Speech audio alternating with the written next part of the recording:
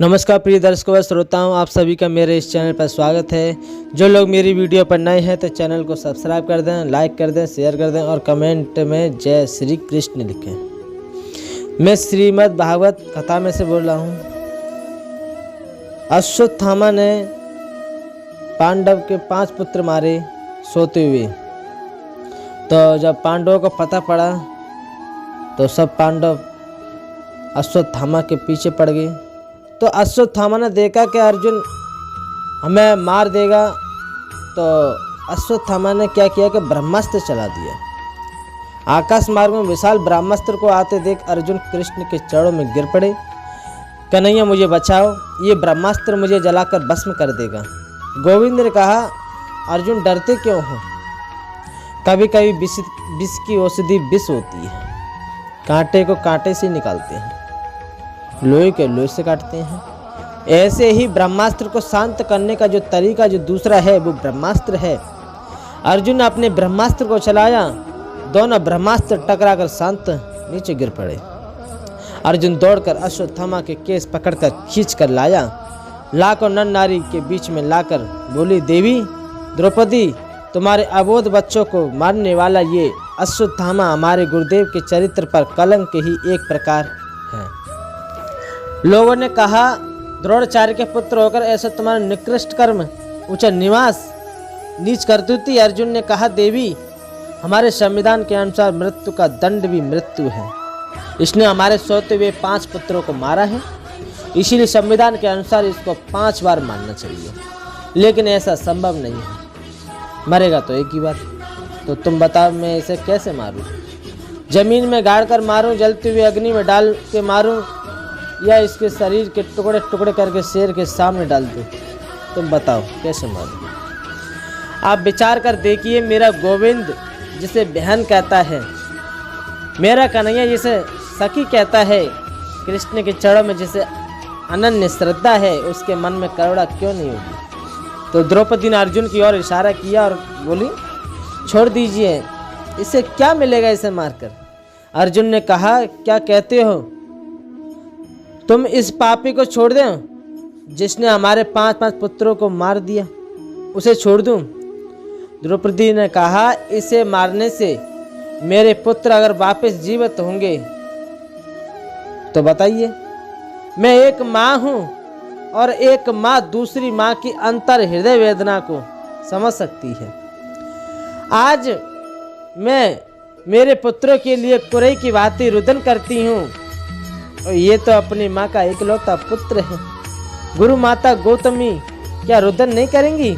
द्रोणाचार्य महाराज की विधवा रोंगिनी, उनको रोने देना आपको अच्छा लगेगा क्या?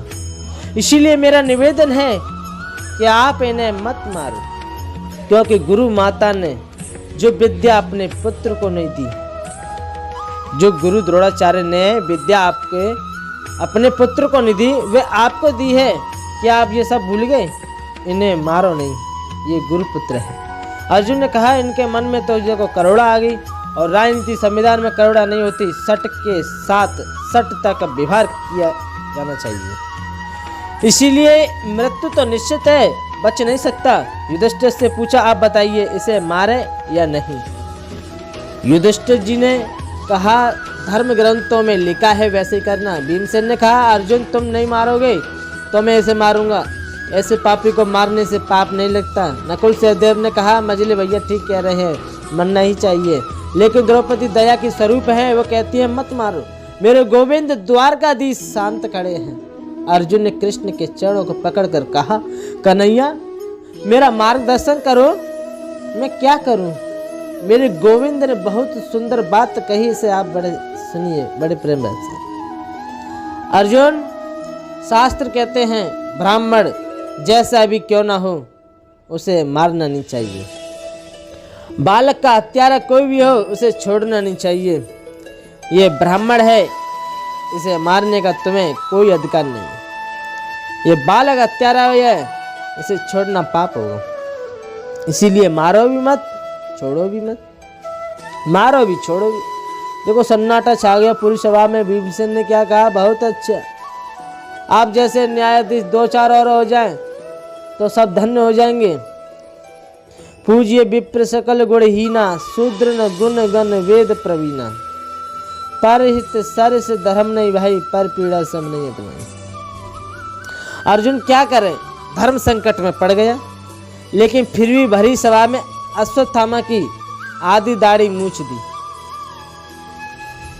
मुड़ दी, आधी मूछ मुड़ दी, आधे सिर के बाल काट दिए और सिर से उसकी मणि निकालकर धक्के देकर बाहर निकाल दिया गया। अतः ब्राह्मण का यही बड़ा वध है, इससे बड़ा वध और क्या हो सकता है।